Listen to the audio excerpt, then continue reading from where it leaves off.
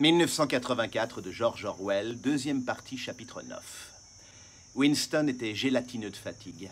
Gélatineux était le mot juste qui lui était spontanément venu à l'esprit. Son corps lui semblait avoir non seulement la faiblesse de la gelée, mais son aspect translucide. Il avait l'impression que s'il levait la main, il pourrait voir la lumière à travers elle. Tout le sang et toute la lymphe de son corps avaient été drainés par une énorme débauche de travail, ne laissant qu'une frêle structure de nerfs, d'os et de peau. Toutes ces sensations semblaient amplifiées. Sa combinaison lui irritait les épaules, le pavé lui chatouillait les pieds, même ouvrir et fermer la main demandait un effort qui faisait craquer les jointures. Il avait, en 5 jours, travaillé plus de 90 heures. Tous les autres du ministère en avaient fait autant. Maintenant, c'était fini, et il n'avait littéralement rien à faire. Aucun travail d'aucune sorte pour le parti jusqu'au lendemain matin. Il pourrait passer 6 heures dans la cachette et 9 dans son propre lit. Par un doux après-midi ensoleillé, il remontait lentement une rue sale en direction du magasin de M. Charrington. Il tenait l'œil ouvert pour surveiller les patrouilles, mais sans raison. Il était convaincu que cet après-midi-là, il n'y avait aucun danger que quelqu'un vienne le gêner. La lourde serviette qu'il portait lui cognait le genou à chaque pas et faisait monter et descendre dans la peau de sa jambe une sensation de fourmillement. Dans la serviette était placé le livre qu'il possédait depuis 6 jours et qu'il n'avait pourtant pas ouvert ni même regardé. Au 6e jour de la semaine de la haine, après les processions, les discours, les cris, les chants, les bannières, les affiches, les films, les effigies de cire, le roulement des tambours, le glapissement des trompettes, le bruit de pas des défilés de marche, le grincement des chenilles de tank, le mugissement des groupes d'aéroplanes, le grondement des canons, après 6 jours de tout cela, alors que le grand orgasme palpitait vers son point culminant, que la haine générale contre l'Eurasia s'était échauffée et en était arrivée à un délire tel que si la foule avait pu mettre la main sur les 2000 criminels eurasiens qu'on devait pendre en public le dernier jour de la semaine, elle les aurait certainement mis en pièces. Juste à ce moment, on annonça qu'après tout, l'Océania n'était pas en guerre contre l'Eurasia. L'Océania était en guerre contre l'Estasia. L'Eurasia était un allié. Il n'y eut naturellement aucune déclaration d'un changement quelconque. On apprit simplement, partout à la fois, avec une extrême soudaineté, que l'ennemi, c'était l'Estasia et non l'Eurasia. Winston prenait part à une manifestation dans l'un des squares du centre de Londres quand la nouvelle fut connue. C'était la nuit. Les visages et les bannières rouges étaient éclairés d'un flot de lumière blafarde. Le square était bondé de plusieurs milliers de personnes, dont un groupe d'environ 1 millier d'écoliers revêtus de l'uniforme des espions. Sur une plateforme drapée de rouge, un orateur du parti intérieur, un petit homme maigre aux longs bras disproportionnés, au crâne large et chauve sur lequel étaient disséminées quelques rares mèches raides, haranguait la foule. C'était une petite silhouette de baudruche hygiénique contorsionnée par la haine. Une de ses mains s'agrippait au tube du microphone, tandis que l'autre, énorme et menaçante au bout d'un bras osseux, déchirait l'air au-dessus de sa tête. Sa voix, rendue métallique par les haut-parleurs, faisait retentir les mots d'une interminable liste d'atrocités, de massacres, de déportations, de pillages, de viols, de tortures de prisonniers, de bombardements de civils, de propagande mensongère, d'agressions injustes, de traités violés. Il était presque impossible de l'écouter sans être d'abord convaincu, puis affolé. La fureur de la foule croissait à chaque instant, et la voix de l'orateur était noyée dans un hurlement de bêtes sauvages qui jaillissaient involontairement des milliers de gosiers. Les glapissements les plus sauvages venaient des écoliers. L'orateur parlait depuis peut-être 20 minutes, quand un messager monta en toute hâte sur la plateforme et lui glissa dans la main un bout de papier. Il le déplia et le lut sans interrompre son discours. Rien ne changea de sa voix ou de ses gestes ou du contenu de ce qu'il disait, mais les noms, soudain, furent différents. Sans que rien fût dit, une vague de compréhension parcourut la foule. L'Océania était en guerre contre l'Estasia. Il y eut, le moment d'après, une terrible commotion. Les bannières et les affiches qui décoraient le square tombaient toutes à faux. Presque la moitié d'entre elles montraient des visages de l'ennemi actuel. C'était du sabotage. Les agents de Goldstein étaient passés par là. Il y eut un interlude tumultueux au cours duquel les affiches furent arrachées des murs, les bannières réduites en lambeaux et piétinées. Les espions accomplirent des prodiges d'activité en grimpant jusqu'au faîte des toits pour couper les banderoles qui flottaient sur les cheminées. Mais en 2 ou 3 minutes, tout était terminé. L'orateur, qui étreignait encore le tube du microphone, les épaules courbées en avant, la main libre déchirant l'air, avait sans interruption continué son discours. 1 minute après, les sauvages hurlements de rage éclataient de nouveau dans la foule. La haine continuait exactement comme auparavant, sauf que la cible avait été changée. Ce qui impressionna Winston quand il y repensa, c'est que l'orateur avait passé d'une ligne politique à une autre exactement au milieu d'une phrase, non seulement sans s'arrêter, mais sans même changer de syntaxe. À ce moment-là, Winston avait eu d'autres sujets de préoccupation. C'est pendant le désordre du moment, pendant que les affiches étaient déchirées et jetées, qu'un homme dont il ne vit pas le visage lui avait frappé l'épaule et dit « Pardon, je crois que vous avez laissé tomber votre serviette. » Il prit la serviette d'un geste distrait, sans mot dire. Il savait qu'il faudrait attendre quelques jours avant qu'il eût la possibilité de l'ouvrir. Dès la fin de la manifestation, il se rendit tout droit au ministère, bien qu'il fût près de 23 heures. L'équipe entière du ministère avait fait comme lui. Les ordres que déjà émettaient les télécrans pour les rappeler à leur poste étaient à peine nécessaires. L'Océania était en guerre contre l'Estasia. L'Océania avait donc toujours été en guerre contre l'Estasia. Une grande partie de la littérature politique de 5 années était maintenant complètement surannée. Exposés et récits de toutes sortes, journaux, livres, pamphlets, films, disques, photographies, tout devait être rectifié à une vitesse éclair. Bien qu'aucune directive n'eût jamais été formulée, on savait que les chefs du commissariat entendaient qu'avant 1 semaine ne demeure nulle part aucune mention de la guerre contre l'Eurasia et de l'alliance avec l'Estasia. Le travail était écrasant, d'autant plus que les procédés qui l'impliquaient ne pouvaient être appelés de leur vrai nom. Au commissariat aux archives, tout le monde travaillait 18 heures sur 24, avec 2 intervalles de 3 heures de sommeil hâtifs. Des matelas furent montés, des caves et étalés dans tous les couloirs. Les repas consistaient en sandwichs et du café de la Victoire était apporté sur des chariots roulants par des gens de la cantine. Chaque fois que Winston s'arrêtait pour un de ses tours de sommeil, il tâchait de ne pas laisser de travail à faire sur son bureau. Mais lorsqu'il se traînait, les yeux collants et malades, vers sa cabine, c'était pour trouver une autre pluie de cylindres de papier qui recouvrait le bureau comme un monceau de neige et commençait à s'abattre sur le parquet. Si bien que le premier travail était toujours de les entasser en une pile assez régulière pour avoir la place de travailler. Le pire était que le travail n'était pas du tout purement mécanique. Souvent, il suffisait simplement de substituer un nom à un autre, mais tout rapport détaillé d'événements demandait de l'attention et de l'imagination. Les connaissances géographiques même, nécessaires pour transférer la guerre d'une partie du monde à une autre, étaient considérables.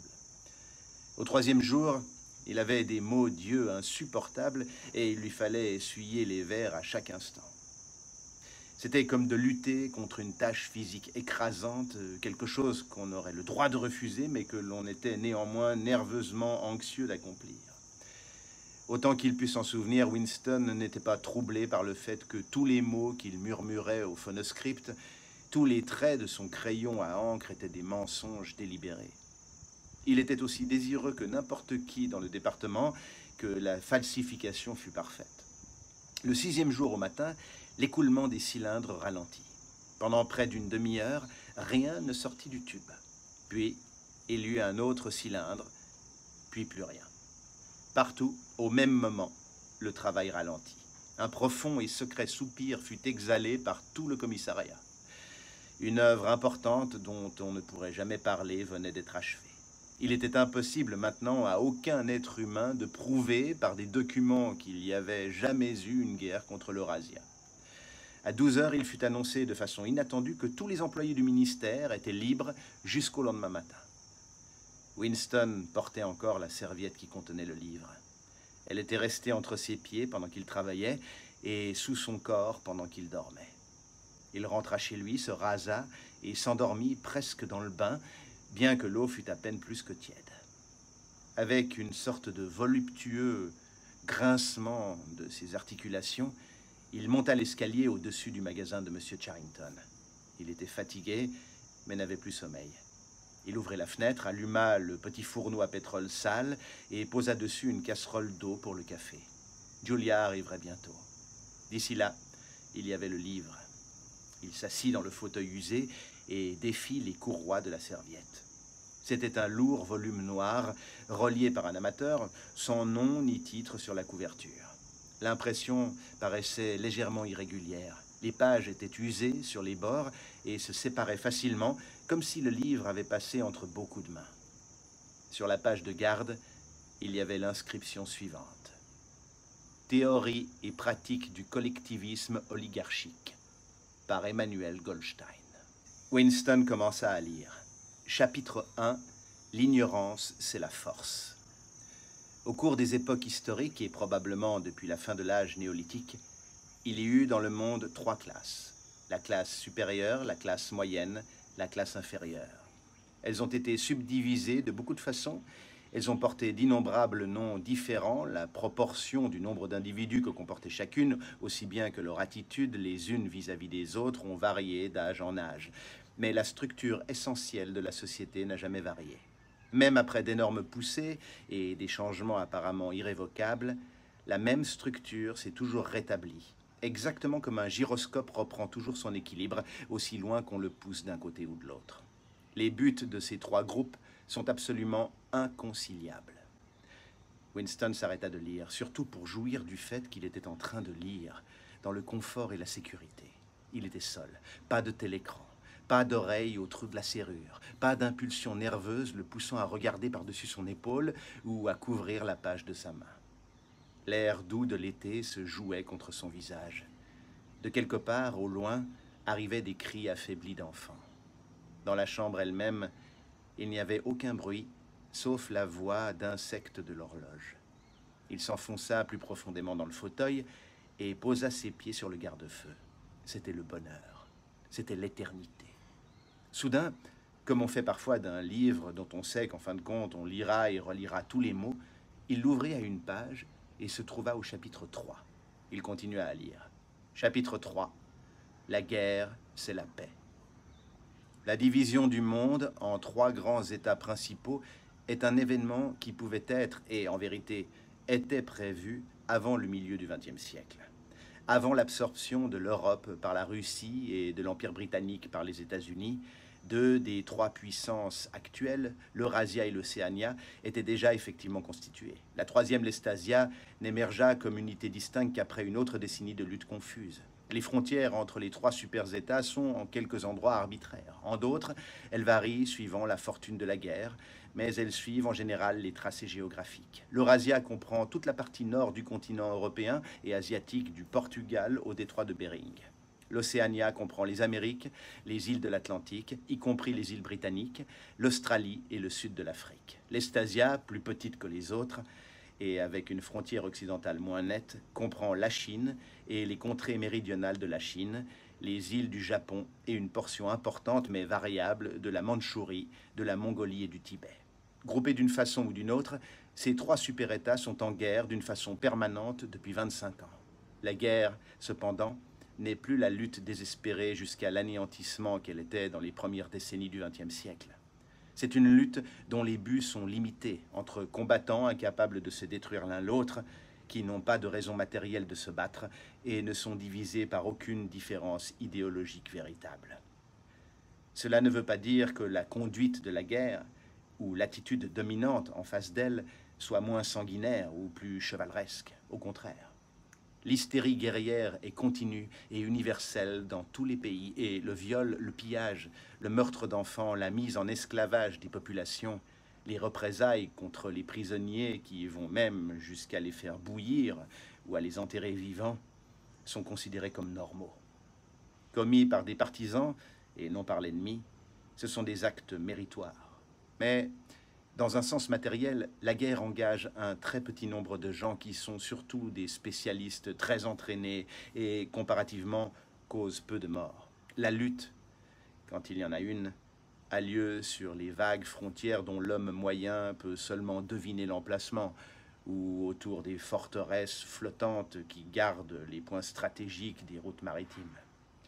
Dans les centres civilisés, la guerre signifie surtout une diminution continuelle des produits de consommation et la chute, parfois, d'une bombe fusée qui peut causer quelques vingtaines de morts. La guerre a en fait changé de caractère.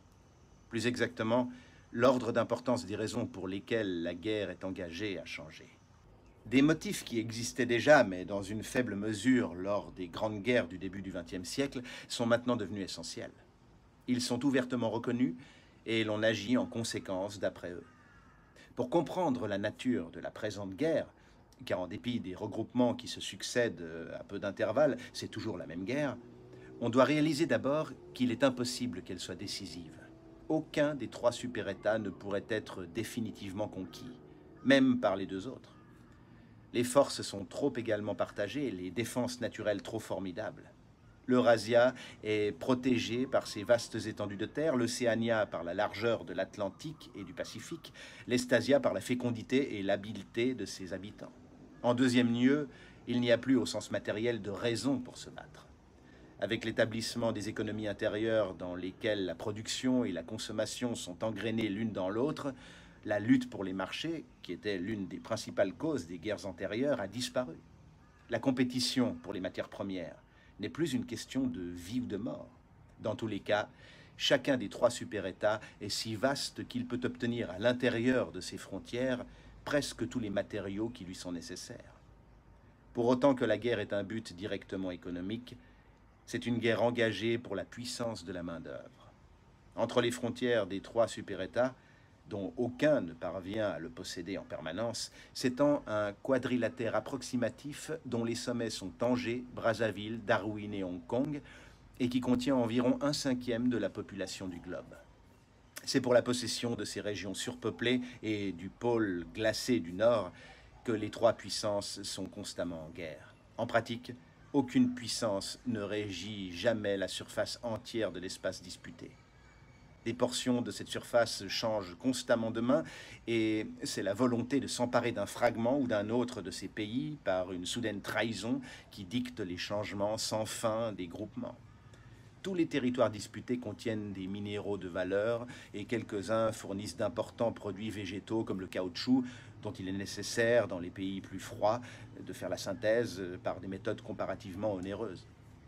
Mais ils contiennent surtout une réserve inépuisable de main-d'œuvre à bon marché. La puissance qui régit l'Afrique équatoriale, ou les contrées du Moyen-Orient, ou l'Inde du Sud, ou l'archipel indonésien, dispose de vingtaines ou de centaines de millions de coolies qui travaillent durement pour des salaires de famine. Les habitants de ces pays, réduits plus ou moins ouvertement à l'état d'esclavage, passent continuellement d'un conquérant à un autre. Ils sont employés comme une quantité donnée de charbon ou d'huile d'humain, à produire plus d'armes, à s'emparer de plus de territoires et à posséder une plus grande puissance de main-d'œuvre pour produire plus d'armes, pour s'emparer de plus de territoires, et ainsi de suite, indéfiniment. Il est à noter que la lutte ne dépasse jamais réellement les limites des surfaces disputées. Les frontières de l'Eurasia reculent et avancent entre le bassin du Congo et le rivage nord de la Méditerranée. Les îles de l'océan Indien et du Pacifique sont constamment prises et reprises par l'Océania ou par l'Estasia. En Mongolie, la ligne qui sépare l'Eurasia de l'Estasia n'est jamais stable. Autour du pôle, les trois puissances revendiquent de vastes territoires qui sont en fait, en grande partie, inhabités et inexplorés. Mais le niveau de puissance reste toujours approximativement équivalent et le territoire qui forme le cœur de chaque super-État demeure toujours inviolé. Qui plus est, le travail des peuples exploités autour de l'équateur n'est pas réellement nécessaire à l'économie mondiale. Il n'ajoute rien à la richesse du monde, puisque tout ce qu'il produit est utilisé à des fins de guerre. Lorsqu'on livre une guerre, c'est toujours pour être en meilleure position pour livrer une autre guerre. Par leur travail, les populations esclaves permettent de hâter la marche de l'éternelle guerre. Mais si elle n'existait pas, la structure de la société et le processus par lequel elle se maintient ne seraient pas essentiellement différents. Le but primordial de la guerre moderne, en accord avec les principes de la double pensée, ce but est en même temps reconnu et non reconnu par les cerveaux directeurs du parti intérieur, est de consommer entièrement les produits de la machine sans élever le niveau général de la vie. Depuis la fin du XIXe siècle, le problème de l'utilisation du surplus des produits de consommation a été latent dans la société industrielle. Actuellement, alors que peu d'êtres humains ont suffisamment à manger, ce problème n'est évidemment pas urgent, et il pourrait ne pas le devenir, alors même qu'aucun procédé artificiel de destruction n'aurait été mis en œuvre. Le monde d'aujourd'hui est un monde nu, affamé, dilapidé comparé au monde qui existait avant 1914, et encore plus si on le compare à l'avenir qu'imaginaient les gens de cette époque. Dans les premières années du XXe siècle, la vision d'une société future incroyablement riche, jouissant de loisirs, disciplinée et efficiente, un monde aseptisé et étincelant de verre d'acier, de béton d'un blanc de neige, faisait partie de la conscience de tous les gens qui avaient des lettres. La science et la technologie se développaient avec une prodigieuse rapidité et il semblait naturel de présumer qu'elles continueraient à se développer. Cela ne se produisit pas, en partie à cause de l'appauvrissement qu'entraînait une longue série de guerres et de révolutions, en partie parce que le progrès scientifique et technique dépendait d'habitudes de pensée empiriques qui ne pouvaient survivre dans une société strictement enrégimentée. Le monde est, dans son ensemble, plus primitif aujourd'hui qu'il ne l'était il y a 50 ans. Certains territoires arriérés se sont civilisés et divers appareils, toujours par quelque côté en relation avec la guerre et l'espionnage policier, ont été perfectionnés, mais les expériences et les inventions se sont en grande partie arrêtées. De plus, les ravages de la guerre atomique de l'époque 1950 n'ont jamais été entièrement réparés. Néanmoins, les dangers inhérents à la machine sont toujours présents. Dès le moment de la parution de la première machine, il fut évident, pour tous les gens qui réfléchissaient, que la nécessité du travail de l'homme et, en conséquence, dans une grande mesure, de l'inégalité humaine avait disparu. Si la machine était délibérément employée dans ce but, la faim, le surmenage, la malpropreté, l'ignorance et la maladie pourraient être éliminées après quelques générations. En effet, alors qu'elle n'était pas employée dans cette intention, la machine, en produisant des richesses qu'il était parfois impossible de distribuer, éleva réellement de beaucoup, par une sorte de processus automatique, le niveau moyen de vie des humains pendant une période d'environ 50 ans, à la fin du XIXe siècle et au début du XXe. Mais il était aussi évident qu'un accroissement général de la richesse menaçait d'amener la destruction, était vraiment, en un sens, la destruction d'une société hiérarchisée. Dans un monde dans lequel le nombre d'heures de travail serait court, où chacun aurait suffisamment de nourriture, vivrait dans une maison munie de salle de bain et d'un réfrigérateur, posséderait une automobile ou même un aéroplane, la plus évidente et peut-être la plus importante forme d'inégalité aurait déjà disparu. Devenue générale, la richesse ne conférerait plus aucune distinction. Il était possible, sans aucun doute, d'imaginer une société dans laquelle la richesse, dans le sens de possession personnelle et de luxe, serait également distribuée, tandis que le savoir resterait entre les mains d'une petite caste privilégiée. Mais dans la pratique, une telle société ne pourrait demeurer longtemps stable. Si tous, en effet, jouissaient de la même façon de loisirs et de sécurité, la grande masse d'êtres humains qui est normalement abrutie par la pauvreté pourrait s'instruire et apprendre à réfléchir par elle-même. Elle s'apercevrait alors tôt ou tard que la minorité privilégiée n'a aucune raison d'être et elle la balayerait. En résumé, une société hiérarchisée n'était possible que sur la base de la pauvreté et de l'ignorance. Revenir à la période agricole du passé, comme l'ont rêvé certains penseurs du début du XXe siècle, n'était pas une solution pratique. Elle s'opposait à la tendance à la mécanisation devenue quasi instinctive dans le monde entier. De plus, une contrée qui serait arriérée industriellement serait impuissante au point de vue militaire et serait vite dominée, directement ou indirectement, par ses rivaux plus avancés. Maintenir les masses dans la pauvreté en restreignant la production n'était pas non plus une solution satisfaisante. Cette solution fut appliquée sur une large échelle durant la phase finale du capitalisme, en gros entre 1920 et 1940. On laissa stagner l'économie d'un grand nombre de pays, des terres furent laissées en jachère, on n'ajouta pas au capital équipement et de grandes masses de population furent empêchées de travailler. La charité d'État les maintenait à moitié en vie. Mais cette situation, elle aussi, entraînait la faiblesse militaire. Et comme les privations qu'elle infligeait étaient visiblement inutiles, elle rendait l'opposition inévitable. Le problème était de faire tourner les roues de l'industrie sans accroître la richesse réelle du monde. Des marchandises devaient être produites mais non distribuées. En pratique, le seul moyen d'y arriver était de faire continuellement la guerre. L'acte essentiel de la guerre est la destruction. Pas nécessairement de vies humaines, mais des produits du travail humain. La guerre est le moyen de briser, de verser dans la stratosphère ou de faire sombrer dans les profondeurs de la mer les matériaux qui, autrement, pourraient être employés à donner trop de confort aux masses et, partant, trop d'intelligence en fin de compte.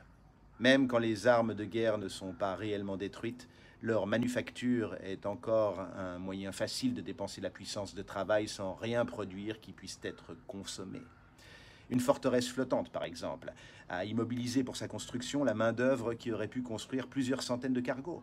Plus tard, alors qu'elle n'a apporté aucun bénéfice matériel à personne, elle est déclarée surannée et envoyée à la ferraille.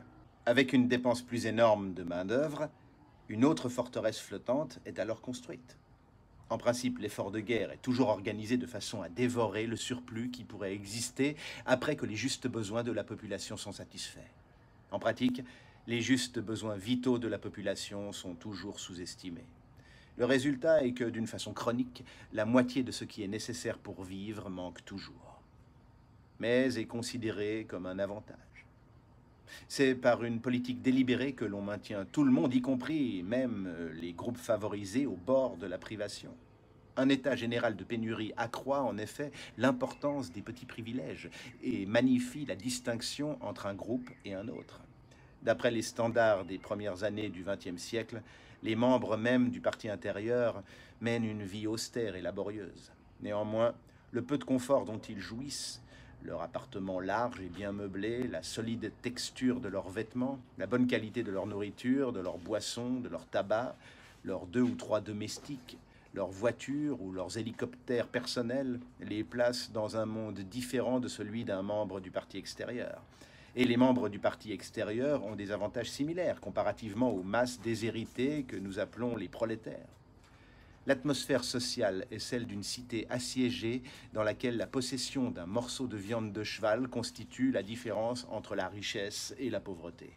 En même temps, la conscience d'être en guerre et par conséquent en danger fait que la possession de tout le pouvoir par une petite caste semble être la condition naturelle et inévitable de survie. La guerre, comme on le verra, non seulement accomplit les destructions nécessaires, mais les accomplit d'une façon acceptable psychologiquement. Il serait en principe très simple de gaspiller le surplus de travail du monde en construisant des temples et des pyramides, en creusant des trous et en les rebouchant, en produisant même de grandes quantités de marchandises auxquelles on mettrait le feu. Ceci suffirait sur le plan économique, mais la base psychologique d'une société hiérarchisée n'y gagnerait rien. Ce qui intervient ici, ce n'est pas la morale des masses dont l'attitude est sans importance, tant qu'elles sont fermement maintenues dans le travail, mais la morale du parti lui-même. On demande aux membres, même le plus humble du parti, d'être compétents, industrieux et même intelligents dans d'étroites limites. Il est de plus nécessaire qu'il soit un fanatique crédule, ignorant, dont les caractéristiques dominantes sont la crainte, la haine, l'humeur flagorneuse et le triomphe orgiaque. En d'autres mots, il est nécessaire qu'il ait la mentalité appropriée à l'état de guerre. Peu importe que la guerre soit réellement déclarée, et puisqu'aucune victoire décisive n'est possible, peu importe qu'elle soit victorieuse ou non, tout ce qui est nécessaire, c'est que l'état de guerre existe. La systématisation de l'intelligence que requiert le parti de ses membres, et qui est plus facilement réalisée dans une atmosphère de guerre, est maintenant presque universelle. Mais plus le rang est élevé, plus marquée devient cette spécialisation. C'est précisément dans le parti intérieur que l'hystérie de guerre et la haine de l'ennemi sont les plus fortes. Dans son rôle d'administrateur, il est souvent nécessaire à un membre du parti intérieur de savoir qu'un paragraphe ou un autre des nouvelles de la guerre est faux. Et il lui arrive souvent de savoir que la guerre entière est apocryphe, soit qu'elle n'existe pas, soit que les motifs pour lesquels elle est déclarée soient tout à fait différents de ceux que l'on fait connaître. Mais une telle connaissance est neutralisée par la technique de la double pensée. Entre-temps, Aucun membre du parti intérieur n'est un instant ébranlé dans sa conviction mystique que la guerre est réelle et qu'elle doit se terminer victorieusement pour l'Océania qui restera maîtresse incontestée du monde entier. Tous les membres du parti intérieur croient à cette conquête comme à un article de foi. Elle sera réalisée soit par l'acquisition graduelle de territoires, ce qui permettra de construire une puissance d'une écrasante supériorité, soit par la découverte d'une arme nouvelle contre laquelle il n'y aura pas de défense. La recherche de nouvelles armes se poursuit sans arrêt. Elle est l'une des rares activités restantes dans lesquelles le type d'esprit inventif ou spéculatif peut trouver un exutoire. Actuellement, la science, dans le sens ancien du mot, a presque cessé d'exister dans l'Océania. Il n'y a pas de mot pour science en novlangue. La méthode empirique de la pensée sur laquelle sont fondées toutes les réalisations du passé est opposée aux principes les plus essentiels de Langsoc. Les progrès techniques eux-mêmes ne se produisent que lorsqu'ils peuvent, d'une façon quelconque, servir à diminuer la liberté humaine. Dans tous les arts utilitaires, le monde piétine ou recule. Les champs sont cultivés avec des charrues tirées par des chevaux, tandis que les livres sont écrits à la machine. Mais dans les matières d'une importance vitale, ce qui veut dire en fait la guerre et l'espionnage policier, l'approche empirique est toujours encouragée ou du moins tolérée. Les deux buts du parti sont de conquérir toute la surface de la Terre et d'éteindre une fois pour toutes les possibilités d'une pensée indépendante. Il y a, en conséquence, deux grands problèmes que le parti a la charge de résoudre. L'un est le moyen de découvrir contre sa volonté ce que pense un autre être humain. L'autre est le moyen de tuer plusieurs centaines de millions de gens en quelques secondes sans qu'ils en soient avertis. Dans la mesure où continue la recherche scientifique, cela est son principal objet. Le savant d'aujourd'hui est soit une mixture de psychologue et d'inquisiteur qui étudie avec une extraordinaire minutie la signification des expressions du visage, des gestes, des tons de la voix et expérimente les effets pour l'obtention de la vérité, des drogues, des chocs thérapeutiques, de l'hypnose, de la torture physique. Soit un chimiste, un physicien ou un biologiste intéressé seulement par les branches de sa spécialité qui se rapportent à la suppression de la vie. Dans les vastes laboratoires du ministère de la Paix et dans les centres d'expérience cachés dans les forêts brésiliennes ou dans le désert australien ou dans les îles perdues de l'Antarctique, des équipes d'experts sont infatigablement au travail. Quelques-uns s'occupent d'établir les plans des guerres futures, d'autres inventent des bombes fusées de plus en plus grosses, des explosifs de plus en plus puissants, des blindages de plus en plus impénétrables. D'autres recherchent des gaz nouveaux et plus mortels ou des poisons solubles que l'on pourrait produire en quantité suffisante pour détruire la végétation du continent entier, ou encore des espèces de germes de maladies immunisés contre tous les antidotes possibles. D'autres travaillent à la fabrication d'un véhicule qui pourrait circuler sous terre, comme un sous-marin sous l'eau, ou pour construire un aéroplane aussi indépendant de sa base qu'un navire à voile. D'autres explorent les possibilités même les plus lointaines, comme de concentrer les rayons du soleil à travers des lentilles suspendues à des milliers de kilomètres dans l'espace, ou bien de produire des tremblements de terre artificiels ou des raz-de-marée en agissant sur la chaleur du centre de la Terre. Mais aucun de ces projets n'approche jamais de la réalisation. Et aucun des trois super-États ne gagne jamais sur les autres une avance significative. Le plus remarquable est que les trois puissances possèdent déjà, dans la bombe atomique, une arme beaucoup plus puissante que celle que leurs recherches actuelles sont susceptibles de découvrir. Bien que le parti, suivant son habitude, revendique l'honneur de cette invention, les bombes atomiques apparurent dès l'époque 1940-1949 et furent pour la première fois employées sur une large échelle environ 10 ans plus tard. Une centaine de bombes furent alors lâchées sur les centres industriels, surtout dans la Russie d'Europe, l'Ouest européen et l'Amérique du Nord. Elles avaient pour but de convaincre les groupes dirigeants de tous les pays que quelques bombes atomiques de plus entraîneraient la fin de la société organisée et, partant, de leur propre puissance. Ensuite, bien qu'aucun accord formel ne fût jamais passé et qu'on y fit même allusion, il n'y eut plus de lâcher de bombes. Les trois puissances continuent simplement à produire des bombes atomiques et à les emmagasiner en attendant une occasion décisive qu'elles croient toutes devoir se produire tôt ou tard. En attendant, l'art de la guerre est resté stationnaire pendant 30 ou 40 ans. Les hélicoptères sont plus employés qu'ils ne l'étaient anciennement.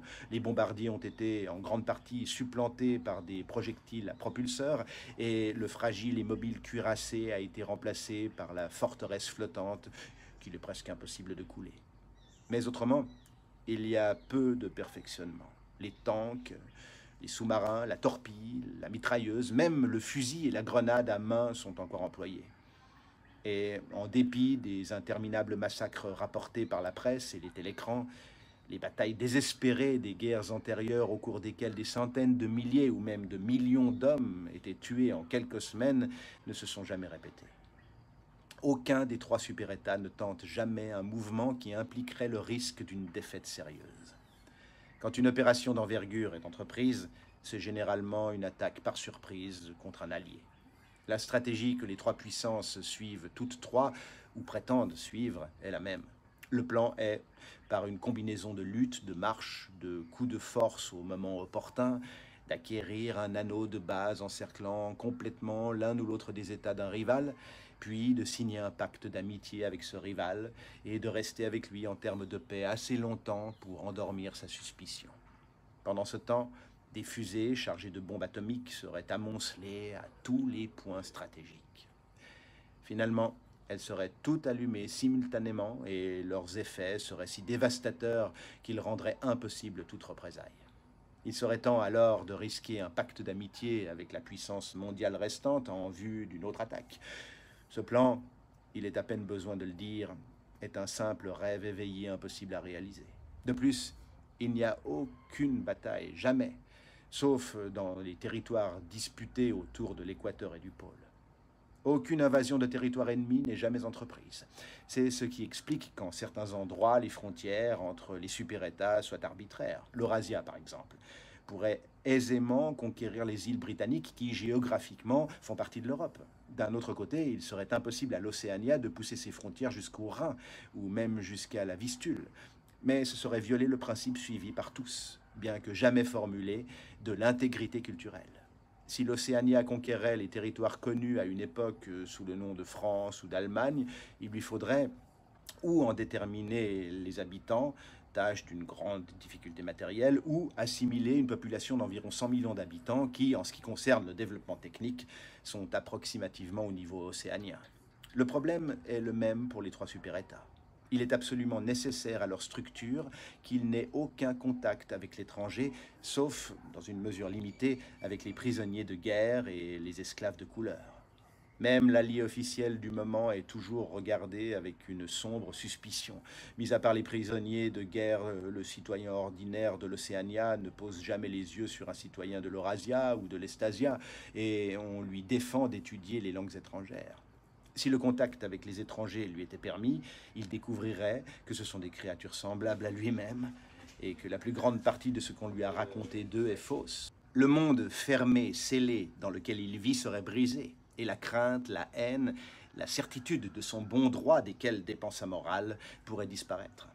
Il est par conséquent admis de tous les côtés que, si souvent que la Perse, l'Égypte, Java ou Ceylan puissent changer de main, les frontières principales ne doivent jamais être franchies que par des bombes. En dessous de tout cela, il est un fait, jamais exprimé tout haut, mais tacitement compris, et qui inspire la conduite de chacun, c'est que les conditions de vie dans les trois super-États sont sensiblement les mêmes. Dans l'Océania, la philosophie dominante s'appelle l'Angsok, en Eurasia, elle s'appelle néo-bolchevisme, en Estasia, elle est désignée par un mot chinois habituellement traduit par culte de la mort, mais qui serait peut-être mieux rendu par oblitération du moi. On ne permet pas aux citoyens de l'Océania de savoir quoi que ce soit de la doctrine des deux autres philosophies, mais on lui enseigne à les exécrer et à les considérer comme des outrages barbares à la morale et au sens commun. En vérité, les trois philosophies se distinguent à peine l'une de l'autre, et les systèmes sociaux qu'elles supportent ne se distinguent pas du tout. Il y a partout la même structure pyramidale, le même culte d'un chef semi-divin, le même système économique existant par et pour une guerre continuelle. Il s'ensuit que les trois super-États non seulement ne peuvent se conquérir l'un l'autre, mais ne tireraient aucun avantage de leur conquête. Au contraire, tant qu'ils restent en conflit, ils se soutiennent l'un l'autre comme trois gerbes de blé. Comme d'habitude, les groupes directeurs des trois puissances sont, et en même temps ne sont pas, au courant de ce qu'ils font. Leur vie est consacrée à la conquête du monde, mais ils savent aussi qu'il est nécessaire que la guerre continue indéfiniment et sans victoire. Pendant ce temps, le fait qu'il n'y ait aucun danger de conquête rend possible la négation de la réalité, qui est la caractéristique spéciale de Langsoc et des systèmes de pensée qui lui sont rivaux. Il est ici nécessaire de répéter ce qui a été dit ci-dessus. C'est qu'en devenant continuelle, la guerre a changé de caractère fondamental. Anciennement, une guerre, par définition presque, était quelque chose qui, tôt ou tard, prenait fin. D'habitude par une victoire ou une défaite décisive. Anciennement aussi, la guerre était un des principaux instruments par lesquels les sociétés humaines étaient maintenues en contact avec la réalité physique. Tous les chefs, à toutes les époques, ont essayé d'imposer à leurs adeptes une fausse vue du monde, mais ils ne pouvaient se permettre d'encourager aucune illusion qui tendrait à diminuer l'efficacité militaire. Aussi longtemps que la défaite signifiait perte de l'indépendance ou quelque autre résultat généralement tenu pour indésirable, les précautions contre la défaite devaient être sérieuses. L'effet matériel ne devait pas être ignoré. Dans la philosophie, la religion, l'éthique ou la politique, 2 et 2 peuvent faire 5, mais quand le chiffre 1 désigne un fusil et un aéroplane, 2 et 2 doivent faire 4. Les nations inefficientes sont toujours tôt ou tard conquises et la lutte pour l'efficience est ennemie des illusions. De plus, il est nécessaire pour être efficient d'être capable de recevoir les leçons du passé, ce qui signifie avoir une idée absolument précise des événements du passé. Journaux et livres d'histoire étaient naturellement toujours enjolivés et influencés, mais le genre de falsification actuellement pratiquée aurait été impossible. La guerre était une sauvegarde, même de la santé, et dans la mesure où les classes dirigeantes étaient affectées, c'était probablement la plus sûre des sauvegardes.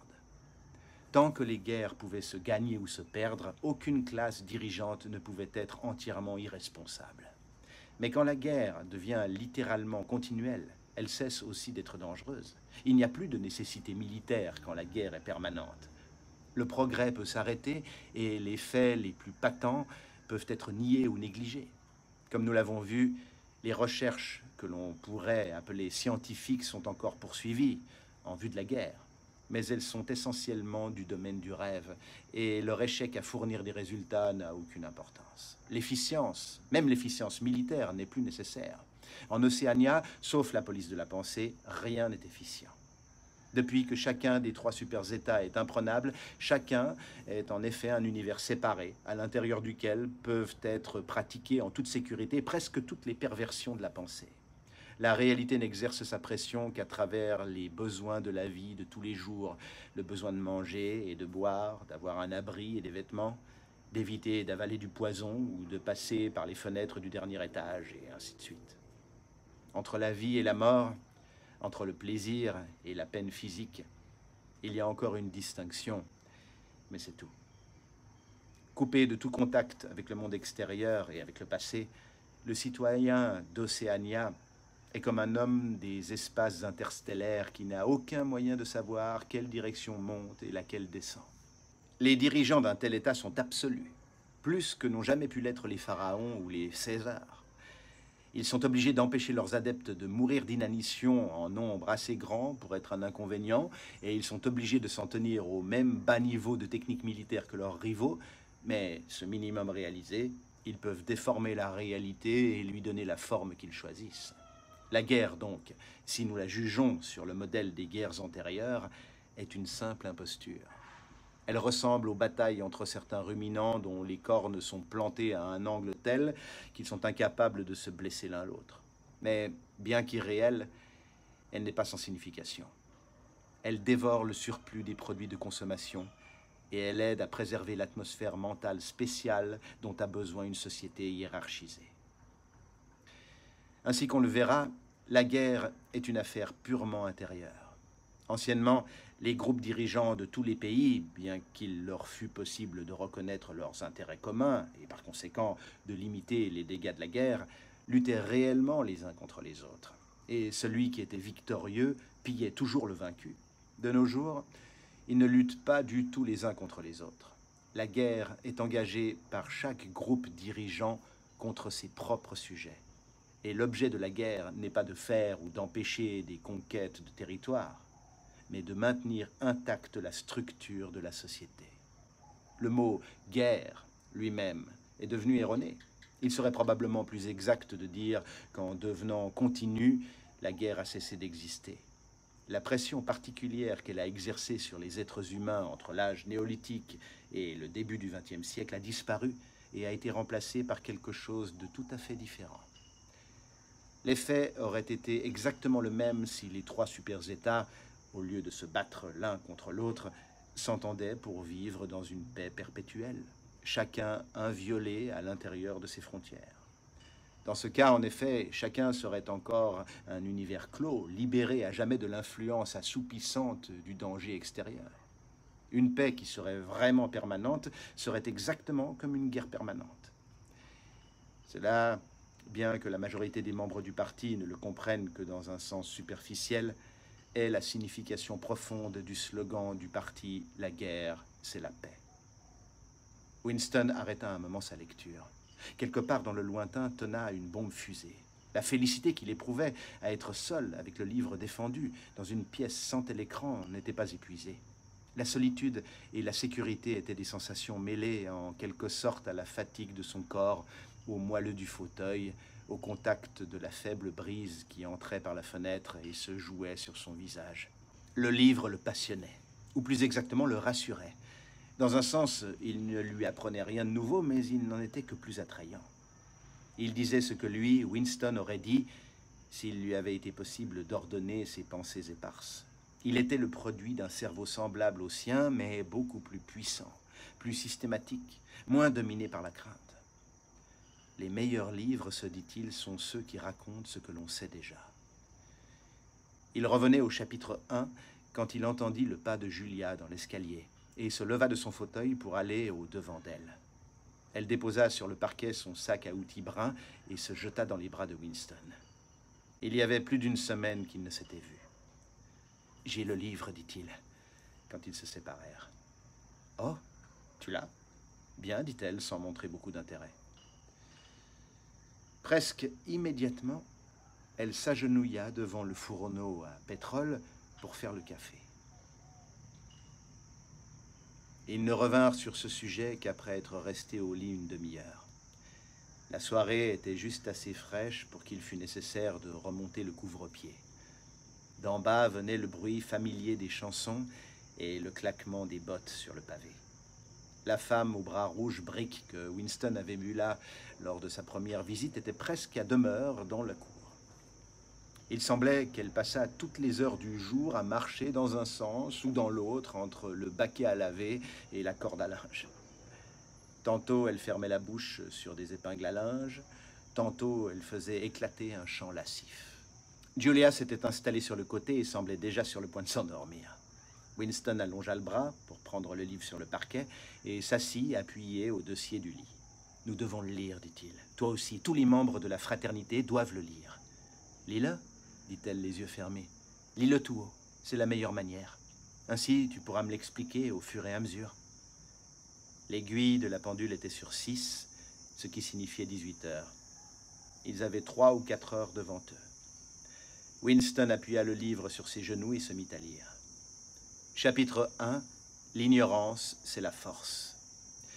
Au long des temps historiques, et probablement depuis la fin de l'âge néolithique, le monde a été divisé en 3 classes. La classe supérieure, la classe moyenne, la classe inférieure. Elles ont été subdivisées de beaucoup de façons.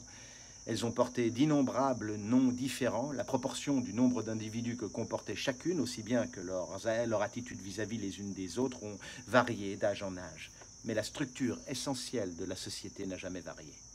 Même après d'énormes poussées et des changements apparemment irrévocables, la même structure s'est toujours rétablie, exactement comme un gyroscope reprend toujours son équilibre, aussi loin qu'on le pousse d'un côté ou de l'autre. « Julia, es-tu réveillée » demanda Winston. « Oui, mon amour, j'écoute. Continue, c'est merveilleux. » Il continua à lire. Les buts de ces trois groupes sont absolument inconciliables. Le but du groupe supérieur est de rester en place. Celui du groupe moyen de changer de place avec le groupe supérieur. Le but du groupe inférieur, quand il en a un, car c'est une caractéristique permanente des inférieurs qu'ils sont trop écrasés de travail pour être conscients d'une façon ou d'une autre, mais que d'une façon intermittente, d'autre chose que de leur vie de chaque jour, est d'abolir toute distinction et de créer une société dans laquelle tous les hommes seraient égaux. Ainsi, à travers l'histoire, une lutte qui est la même sur ces lignes principales se répète sans arrêt. Pendant de longues périodes, la classe supérieure semble être solidement au pouvoir, mais tôt ou tard, il arrive toujours un moment où elle perd ou sa foi en elle-même, ou son aptitude à gouverner efficacement, ou les deux. Elle est alors renversée par la classe moyenne qui enrôle à ses côtés la classe inférieure en lui faisant croire qu'elle lutte pour la liberté et la justice. Sitôt qu'elle a atteint son objectif, la classe moyenne rejette la classe inférieure dans son ancienne servitude et devient elle-même supérieure. Un nouveau groupe moyen se détache alors de l'un des autres groupes, ou des deux, et la lutte recommence. Des trois groupes, seul le groupe inférieur ne réussit jamais, même temporairement, à atteindre son but. Ce serait une exagération que de dire qu'à travers l'histoire, il n'y a eu aucun progrès matériel. Même aujourd'hui, dans une période de déclin, l'être humain moyen jouit de conditions de vie meilleures que celles d'il y a quelques siècles. Mais aucune augmentation de richesse, aucun adoucissement des mœurs, aucune réforme ou révolution n'a jamais rapporté d'un millimètre l'égalité humaine. Du point de vue de la classe inférieure, aucun changement historique n'a jamais signifié beaucoup plus qu'un changement du nom des maîtres. Vers la fin du XIXe siècle, de nombreux observateurs se rendirent compte de la répétition constante de ce modèle de société. Des écoles de penseurs apparurent alors qui interprétèrent l'histoire comme un processus cyclique et prétendirent démontrer que l'inégalité était une loi inaltérable de la vie humaine. Cette doctrine, naturellement, avait toujours eu des adhérents, mais il y avait un changement significatif dans la façon dont elle était mise en avant. Dans le passé, la nécessité d'une forme hiérarchisée de société avait été la doctrine spécifique de la classe supérieure.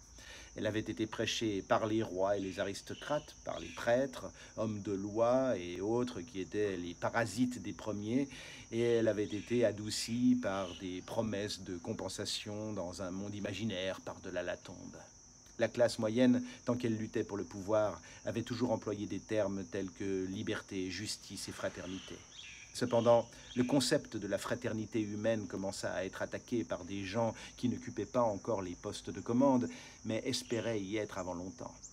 Anciennement, la classe moyenne avait fait des révolutions sous la bannière de l'égalité, puis avait établi une nouvelle tyrannie dès que l'ancienne avait été renversée.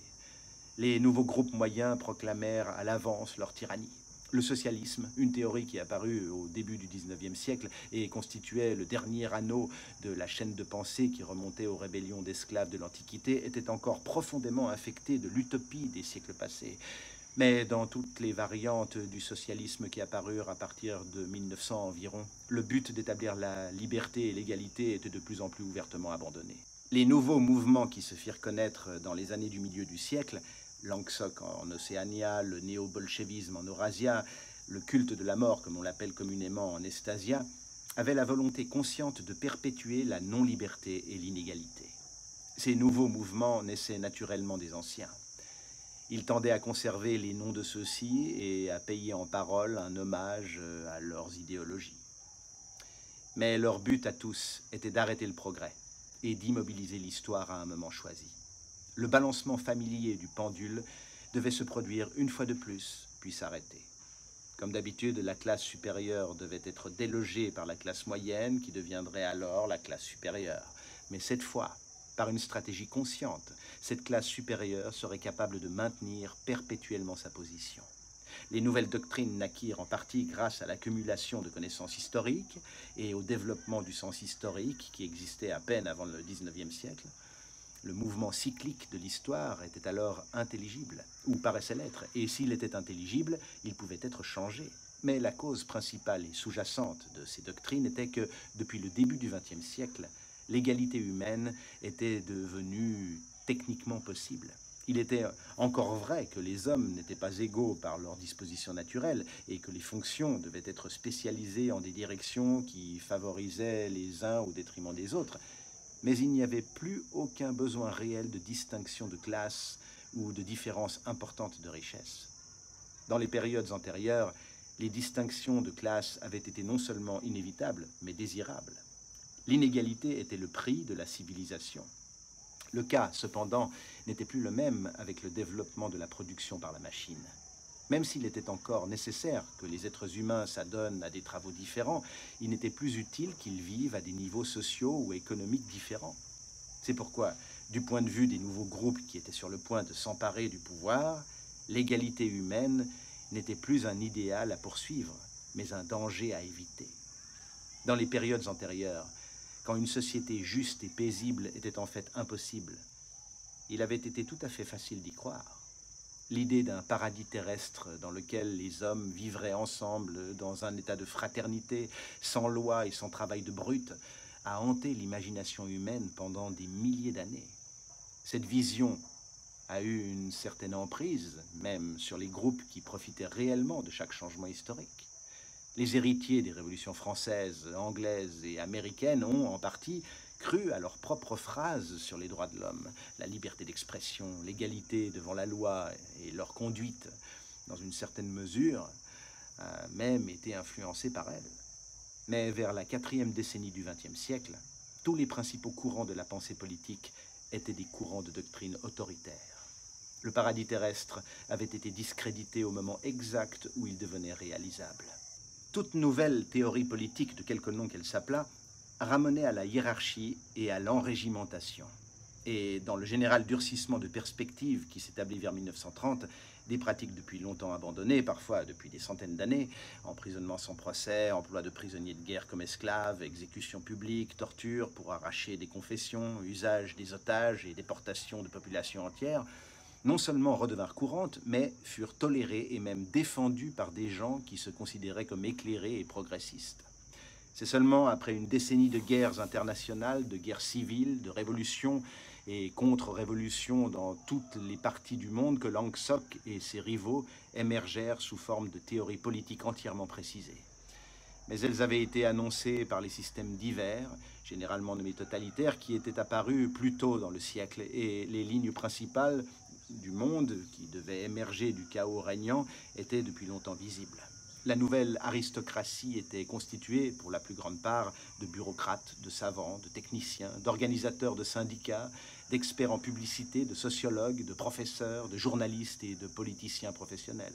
Ces gens, qui sortaient de la classe moyenne salariée et des rangs supérieurs de la classe ouvrière, avaient été formés et réunis par le monde stérile du monopole industriel et du gouvernement centralisé. Comparés aux groupes d'opposition des âges passés, ils étaient moins avares, moins tentés par le luxe, plus avides de puissance pure et surtout plus conscients de ce qu'ils faisaient et plus résolus à écraser l'opposition. Cette dernière différence était essentielle. En comparaison de ce qui existe aujourd'hui, toutes les tyrannies du passé s'exerçaient sans entrain et étaient inefficientes. Les groupes dirigeants étaient toujours, dans une certaine mesure, contaminés par les idées libérales et étaient heureux de lâcher partout la bride, de ne considérer que l'acte patent, de se désintéresser de ce que pensait leur sujet. L'Église catholique du Moyen-Âge elle-même se montrait tolérante comparée aux standards modernes. La raison en est, en partie, que, dans le passé, aucun gouvernement n'avait le pouvoir de maintenir ses citoyens sous une surveillance constante. L'invention de l'imprimerie, cependant, permit de diriger plus facilement l'opinion publique. Le film et la radio y aidèrent encore plus. Avec le développement de la télévision et le perfectionnement technique qui rendit possible sur le même instrument la réception et la transmission simultanée, ce fut la fin de la vie privée.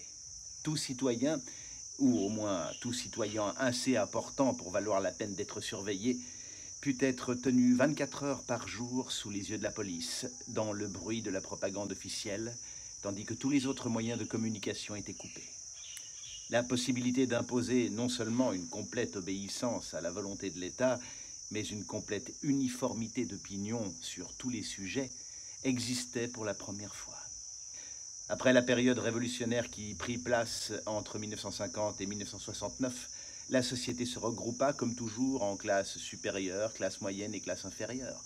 Mais le nouveau groupe supérieur, contrairement à tous ses prédécesseurs, n'agissait pas seulement suivant son instinct. Il savait ce qui était nécessaire pour sauvegarder sa position. Il avait depuis longtemps reconnu que la seule base sûre de l'oligarchie est le collectivisme. La richesse et les privilèges sont plus facilement défendus quand on les possède ensemble. Ce que l'on a appelé l'abolition de la propriété privée signifiait en fait la concentration de la propriété entre beaucoup moins de mains qu'auparavant. Mais avec cette différence que les nouveaux propriétaires formaient un groupe au lieu d'être une masse d'individus. Aucun membre du parti ne possède individuellement quoi que ce soit, sauf d'insignifiants objets personnels. Collectivement, le parti possède tout en Océania, car il contrôle tout et dispose des produits comme il l'entend. Dans les années qui suivirent la Révolution, il était possible d'atteindre ce poste de commande presque sans rencontrer d'opposition, car le système tout entier était représenté comme un acte de collectivisation. Il avait toujours été entendu que si la classe capitaliste était expropriée, le socialisme devait lui succéder et indubitablement les capitalistes avaient été expropriés. Manufactures, mines, terres, maisons, transports, on leur avait tout enlevé. Et puisque ces biens n'étaient plus propriété privée, il s'ensuivait qu'ils devaient être propriété publique. Langsock, qui est sorti du mouvement socialiste primitif et a hérité de sa phraséologie, a en fait exécuté le principal article du programme socialiste, avec le résultat prévu et voulu que l'inégalité économique a été rendue permanente. Mais les problèmes que pose la volonté de rendre permanente une société hiérarchisée vont plus loin. Pour un groupe dirigeant, il n'y a que 4 manières de perdre le pouvoir. Il peut soit être conquis de l'extérieur, soit gouverner si mal que les masses se révoltent, soit laisser se former un groupe moyen, fort et mécontent, soit perdre sa confiance en lui-même et sa volonté de gouverner. Ces causes ne perdent pas seules chacune, et en général, toutes 4 sont présentes à un degré quelconque. Une classe dirigeante qui pourrait se défendre contre tous ces dangers resterait au pouvoir d'une façon permanente. En fin de compte, le facteur décisif est l'attitude mentale de la classe dirigeante elle-même. Après la moitié du siècle actuel, le premier danger avait en réalité disparu.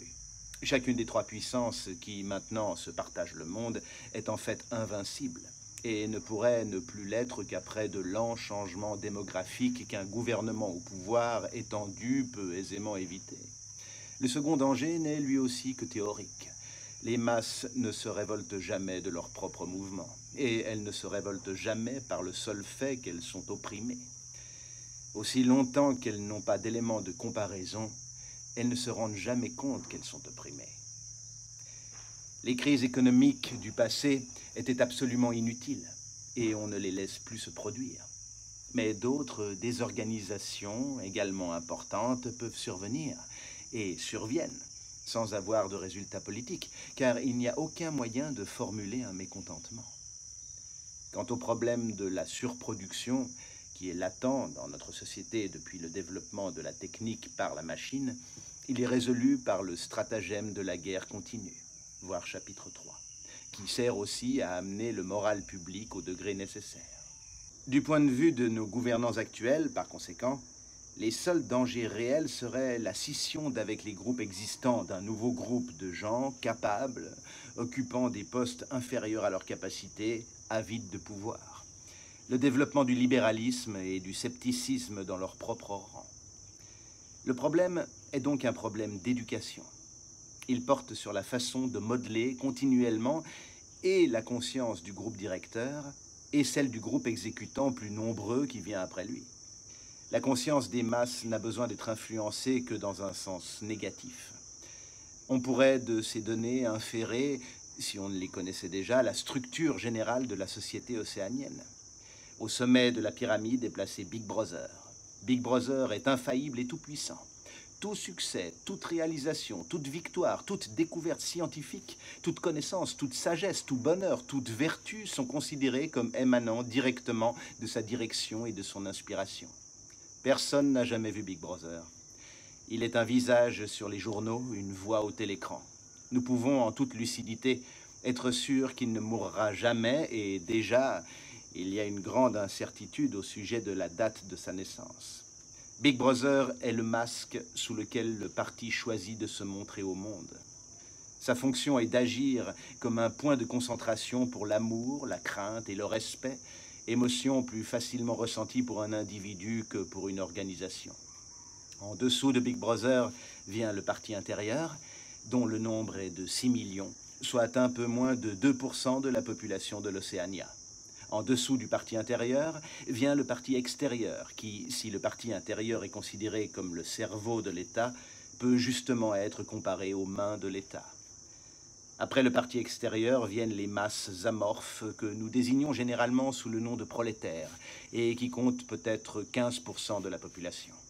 Dans l'échelle de notre classification, les prolétaires sont placés au degré le plus bas. Les populations esclaves des terres équatoriales, en effet, qui passent constamment d'un conquérant à un autre, ne constituent pas un groupe permanent et nécessaire de la structure générale. L'appartenance à ces trois groupes n'est, en principe, pas héréditaire. Un enfant d'un membre du parti intérieur n'est pas, en théorie, né dans le parti intérieur. L'admission à l'une ou l'autre branche du parti se fait par examen à l'âge de 16 ans. Il n'y a non plus aucune discrimination sociale ni aucune domination marquée d'une province sur une autre. Aux rangs les plus élevés du parti, on trouve des Juifs, des Noirs, des Sud-Américains de pur sang indien et les administrateurs d'un territoire sont choisis parmi les habitants de ce territoire. Les habitants n'ont, dans aucune partie de l'Océania, le sentiment d'être une population coloniale gouvernée par une lointaine capitale et leur chef titulaire est quelqu'un dont personne ne connaît le siège.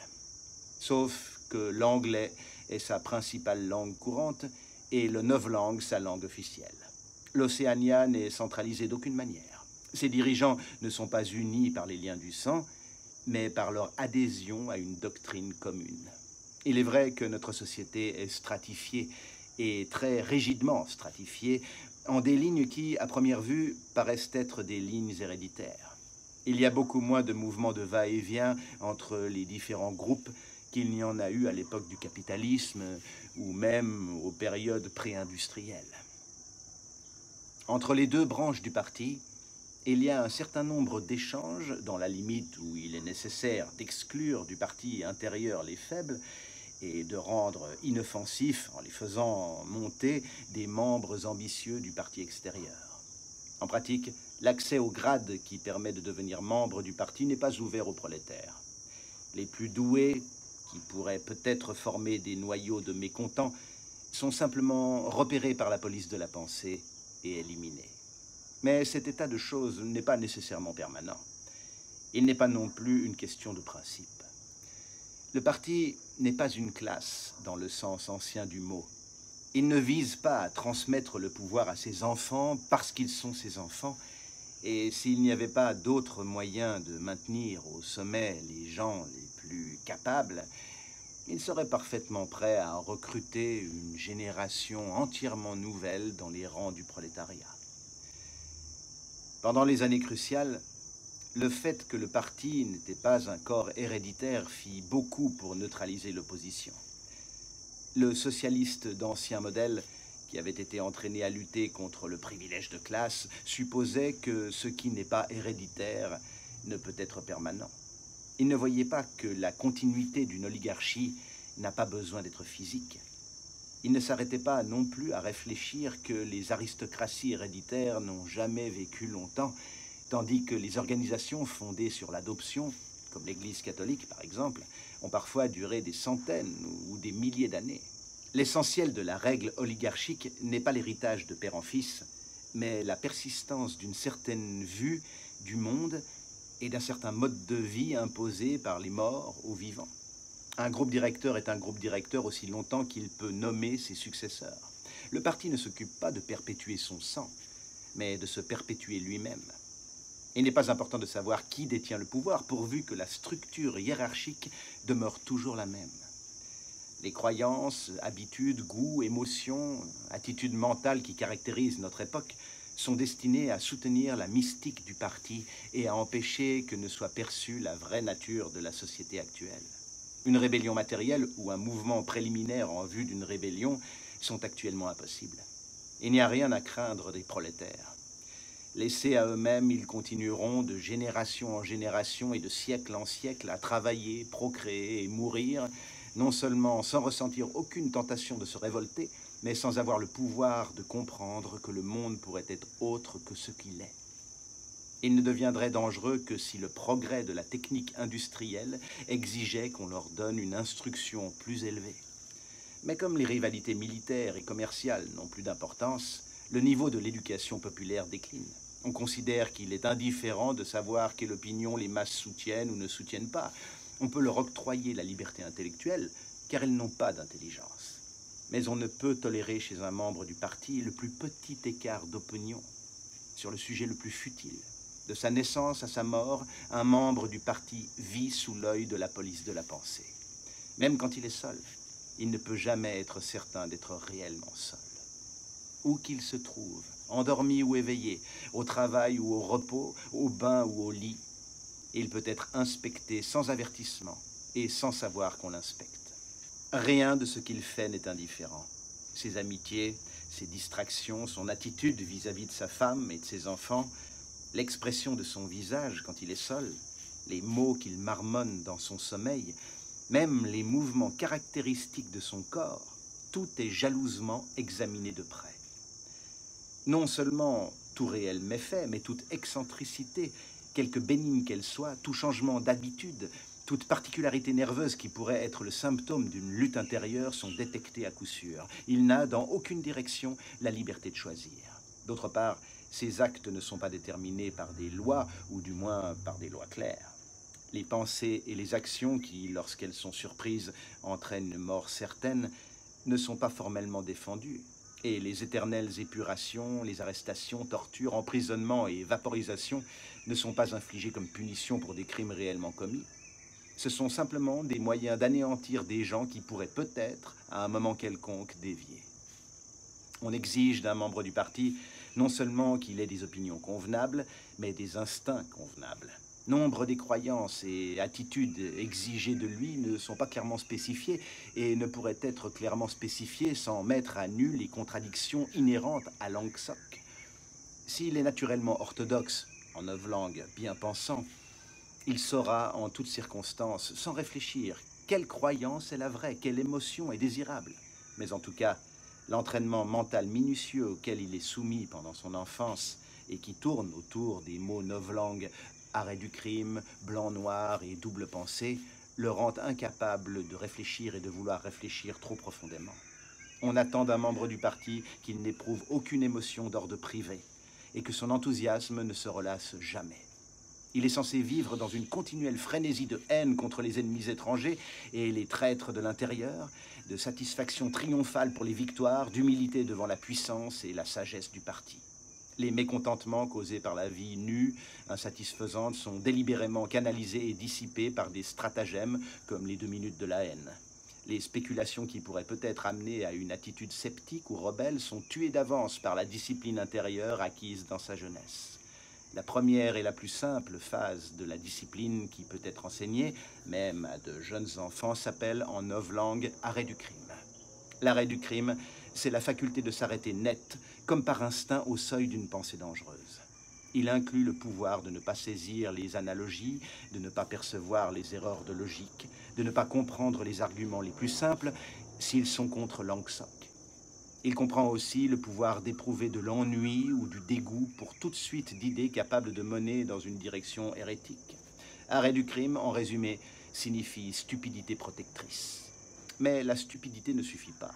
Au contraire, l'orthodoxie, dans son sens plein, exige de chacun un contrôle de ses processus mentaux aussi complet que celui d'un acrobate sur son corps. La société océanienne repose, en fin de compte, sur la croyance que Big Brother est omnipotent et le parti infaillible. Mais comme en réalité Big Brother n'est pas omnipotent et que le parti n'est pas infaillible, une inlassable flexibilité des faits est à chaque instant nécessaire. Le mot-clé ici est noir-blanc. Ce mot, comme beaucoup de mots novlangues, a 2 sens contradictoires. Appliqué à un adversaire, il désigne l'habitude de prétendre avec impudence que le noir est blanc, contrairement aux faits évidents. Appliqué à un membre du parti, il désigne la volonté loyale de dire que le noir est blanc quand la discipline du parti l'exige. Mais il désigne aussi l'aptitude à croire que le noir est blanc, et plus, à savoir que le noir est blanc, et à oublier que l'on n'a jamais cru autre chose. Cette aptitude exige un continuel changement du passé, que rend possible le système mental qui réellement embrasse tout le reste, et qui est connu en novlangue sous le nom de double pensée. Le changement du passé est nécessaire pour deux raisons, dont l'une est subsidiaire et, pour ainsi dire, préventive. Le membre du parti comme le prolétaire tolère les conditions présentes, en partie parce qu'il n'a pas de terme de comparaison. Il doit être coupé du passé, exactement comme il doit être coupé d'avec les pays étrangers, car il est nécessaire qu'il croie vivre dans des conditions meilleures que celles dans lesquelles vivaient ses ancêtres, et qu'il pense que le niveau moyen du confort matériel s'élève constamment. Mais la plus importante raison qu'a le parti de rajuster le passé est, de loin, la nécessité de sauvegarder son infaillibilité. Ce n'est pas seulement pour montrer que les prédictions du parti sont dans tous les cas exactes, que le discours statistique et rapports de toutes sortes doivent être constamment ramenés et remaniés selon les besoins du jour. C'est aussi que le parti ne peut admettre un changement de doctrine ou de ligne politique. Changer de décision ou même de politique est un aveu de faiblesse. Si, par exemple, l'Eurasia ou l'Estasia, peu importe lequel, est l'ennemi du jour, ce pays doit toujours avoir été l'ennemi. Et si les faits disent autre chose, les faits doivent être modifiés. Aussi, l'histoire est-elle continuellement réécrite. Cette falsification du passé, au jour le jour, exécutée par le ministère de la Vérité, est aussi nécessaire à la stabilité du régime que le travail de répression et d'espionnage réalisé par le ministère de l'Amour. La mutabilité du passé est le principe de base de Langsock. Les événements passés, prétend-on, n'ont pas d'existence objective et ne survivent que par les documents et la mémoire des hommes. Mais comme le parti a le contrôle complet de tous les documents et de l'esprit de ses membres, il s'ensuit que le passé est ce que le parti veut qu'il soit. Il s'ensuit aussi que le passé, bien que plastique, n'a jamais, en aucune circonstance particulière, été changé. Car lorsqu'il a été recréé dans la forme exigée par le moment, cette nouvelle version, quelle qu'elle soit, est alors le passé. Et aucun passé différent ne peut jamais avoir existé. Cela est encore vrai même lorsque, comme il arrive souvent, un événement devient méconnaissable pour avoir été modifié plusieurs fois au cours d'une année. Le parti est, à tous les instants, en possession de la vérité absolue. Et l'absolu ne peut avoir jamais été différent de ce qu'il est. Le contrôle du passé dépend surtout de la discipline de la mémoire. S'assurer que tous les documents s'accordent avec l'orthodoxie du moment n'est qu'un acte mécanique. Il est aussi nécessaire de se rappeler que les événements se sont déroulés de la manière désirée. Et s'il faut rajuster ses souvenirs ou altérer des documents, il est alors nécessaire d'oublier que l'on a agi ainsi. La manière de s'y prendre peut être apprise comme toute autre technique mentale. Elle est en effet étudiée par la majorité des membres du parti et certainement par tous ceux qui sont intelligents aussi bien qu'orthodoxes. En novlangue, cela s'appelle double pensée. Mais la double pensée comprend aussi beaucoup de significations. La double pensée est le pouvoir de garder à l'esprit simultanément deux croyances contradictoires et de les accepter toutes deux.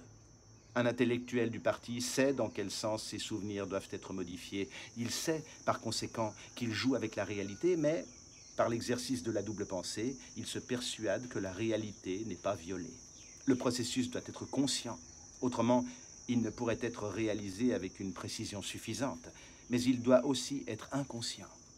Sinon, il apporterait avec lui une impression de falsification et, partant, de culpabilité. La double pensée se place au cœur même de Langsock, puisque l'acte essentiel du parti est d'employer la duperie consciente, tout en retenant la fermeté d'intention qui va de pair avec l'honnêteté véritable. Dire des mensonges délibérés tout en croyant sincèrement, oublier tous les faits devenus gênants, puis, lorsque c'est nécessaire, les tirer de l'oubli pour seulement le laps de temps utile, nier l'existence d'une réalité objective alors qu'on tient compte de la réalité qu'on nie, tout cela est d'une indispensable nécessité.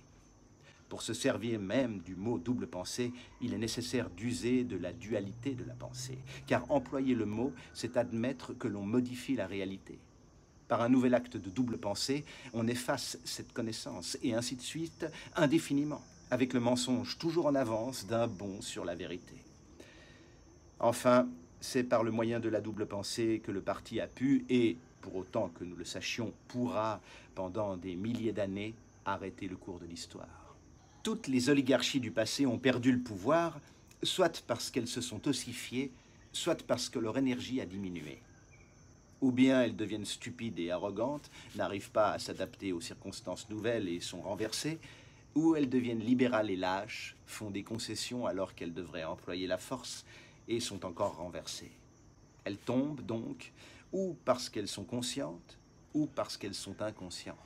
L'œuvre du parti est d'avoir produit un système mental dans lequel les deux états peuvent coexister. La domination du parti n'aurait pu être rendue permanente sur aucune autre base intellectuelle. Pour diriger et continuer à diriger, il faut être capable de modifier le sens de la réalité. Le secret de la domination est d'allier la foi en sa propre infaillibilité à l'aptitude à recevoir les leçons du passé. Il est à peine besoin de dire que les plus subtils praticiens de la double pensée sont ceux qui l'inventèrent et qui savent qu'elle est un vaste système de duperie mentale. Dans notre société, ceux qui ont la connaissance la plus complète de ce qui se passe sont aussi ceux qui sont les plus éloignés de voir le monde tel qu'il est. En général, plus vaste est la compréhension, plus profonde est l'illusion. Le plus intelligent est le moins normal. Le fait que l'hystérie de guerre croît en intensité au fur et à mesure que l'on monte l'échelle sociale illustre ce qui précède.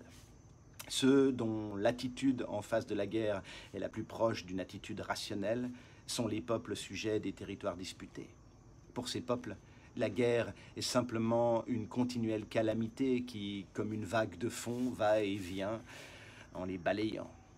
Il leur est complètement indifférent de savoir de quel côté est le gagnant. Un changement de direction veut simplement dire, pour eux, le même travail qu'auparavant, pour de nouveaux maîtres qui les traiteront exactement comme les anciens. Les travailleurs légèrement plus favorisés, que nous appelons les prolétaires, ne sont que par intermittence conscients de la guerre. On peut, quand c'est nécessaire, exciter en eux une frénésie de crainte et de haine, mais laissés à eux-mêmes, ils sont capables d'oublier pendant de longues périodes que le pays est en guerre. C'est dans les rangs du parti, surtout du parti intérieur, que l'on trouve le véritable enthousiasme guerrier. Ce sont ceux qui la savent impossible qui croient le plus fermement à la conquête du monde. Cet enchaînement spécial des contraires, savoir et ignorance, cynisme et fanatisme, est un des principaux traits qui distinguent la société océanienne. L'idéologie officielle abonde en contradictions, même quand elles n'ont aucune raison pratique d'exister. Ainsi, le parti rejette et diffame tous les principes qui furent à l'origine du mouvement socialiste, mais il prétend agir ainsi au nom du socialisme. Il prêche, envers la classe ouvrière, un mépris dont, depuis des siècles, il n'y a pas d'exemple, mais il revêt ses membres d'un uniforme qui, à une époque, appartenait aux travailleurs manuels et qu'il a adopté pour cette raison. Il mine systématiquement la solidarité familiale, mais il baptise son chef d'un nom qui est un aspect direct au sentiment de loyauté familiale. Les noms même des 4 ministères qui nous dirigent font ressortir une sorte d'impudence dans le renversement délibéré des faits. Le ministère de la paix s'occupe de la guerre, celui de la vérité des mensonges, celui de l'amour de la torture, celui de l'abondance de la famine. Ces contradictions ne sont pas accidentelles, elles ne résultent pas non plus d'une hypocrisie ordinaire, elles sont des exercices délibérés de double pensée. Ce n'est en effet qu'en conciliant des contraires que le pouvoir peut être indéfiniment retenu. L'ancien cycle ne pouvait être brisé d'aucune autre façon. Pour que l'égalité humaine soit à jamais écartée, pour que les grands, comme nous les avons appelés, gardent perpétuellement leur place, la condition mentale dominante doit être la folie dirigée. Mais il y a une question que nous avons jusqu'ici presque ignorée. Pourquoi l'égalité humaine doit-elle être évitée ? En supposant que le mécanisme du processus ait été exactement décrit, quel est le motif de cet effort considérable et précis pour figer l'histoire à un moment particulier? Nous atteignons ici au secret central. Comme nous l'avons vu, la mystique du parti et surtout du parti intérieur dépend de la double pensée. Mais c'est plus profondément que gît le motif originel, l'instinct jamais discuté qui conduisit d'abord à s'emparer du pouvoir, puis fit naître la double pensée, la police de la pensée, la guerre continuelle et tous les autres attirails nécessaires. Ce motif consiste en réalité. Winston prit conscience du silence comme on devient conscient d'un nouveau son. Il lui sembla que depuis un moment, Julia était bien immobile. Elle était couchée sur le côté, nue jusqu'à la taille, la main sous la joue, et une boucle noire lui tombait sur les yeux. Sa poitrine se soulevait et s'abaissait lentement et régulièrement. « Julia ?» Pas de réponse. « Julia, tu dors ?» Pas de réponse. Elle était endormie. Il ferma le livre, le déposa soigneusement sur le parquet, se coucha et tira la couverture sur eux deux. Il pensa qu'il n'avait pas encore appris l'ultime secret. Il comprenait comment, il ne comprenait pas pourquoi. Le chapitre 1, comme le chapitre 3, ne lui avait en réalité rien appris qu'il ne sût auparavant. Il avait simplement systématisé le savoir qu'il possédait déjà. Mais après l'avoir lu, sa certitude de ne pas être fou était plus forte. Il y avait la vérité, il y avait le mensonge. Et si l'on s'accrochait à la vérité, même contre le monde entier, on n'était pas fou. Un rayon jaune et oblique du soleil couchant entra par la fenêtre et tomba sur l'oreiller. Il ferma les yeux. Le soleil sur son visage et le corps lisse de la fille qui touchait le sien lui donnaient une sensation puissante, reposante, de confiance. Il était en sécurité, tout allait bien. Il s'endormit en murmurant « Il ne peut y avoir de statistiques de la santé mentale », avec l'impression que cette remarque contenait une profonde sagesse.